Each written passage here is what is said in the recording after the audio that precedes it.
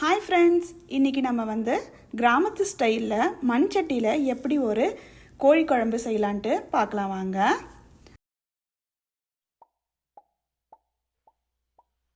First சட்டியில் நல்லெண்ணெயை சேர்த்துக்கலாங்க.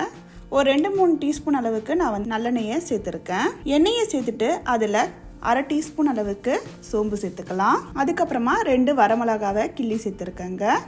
1 கைப்பிடி அளவுக்கு சின்ன வெங்காயம், 1 கைப்பிடி அளவுக்கு பெரிய வெங்காயத்தை இந்த மாதிரி கட் பண்ணி சேர்த்துருக்கேன். அதுலேயே 1 கொத்தளவுக்கு கருவேப்பிலை, இது எல்லாத்தையும் சேர்த்துட்டு நல்லா வறுத்துக்கலாம். இப்போ வெங்காயம் நல்லா கலர் சேஞ்ச் ஆக ஆரம்பிச்சிடுச்சு. இந்த டைமில் 1 டேபிள் ஸ்பூன் அளவுக்கு இஞ்சி பூண்டு பேஸ்ட் சேர்த்துருக்கேங்க. சேர்த்துட்டு ஒரு வாட்டி நல்லா கலந்து விட்டுக்கலாம். அதுக்கப்புறமா நான் எடுத்து வச்சிருக்க கோழிக்கறியை இதோடு சேர்த்துக்கிறேங்க. சேர்த்துட்டு 1/4 டீஸ்பூன் அளவுக்கு மஞ்சள் தூள், தேவையான அளவு உப்பு, இது எல்லாத்தையும் சேர்த்துட்டு நல்லா கலந்து விட்டுக்கலாம்.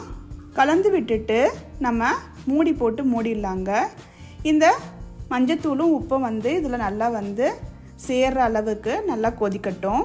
அதுக்கப்புறமா நம்ம அரைச்சி வச்சுருக்க மசாலா சேர்த்துக்கலாங்க.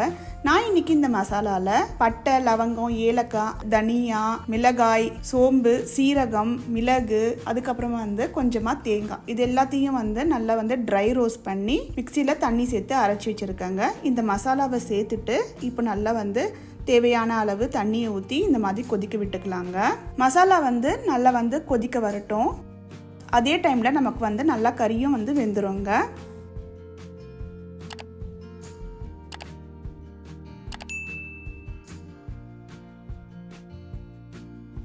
இப்போ நல்லா கறி வெந்திருக்கு.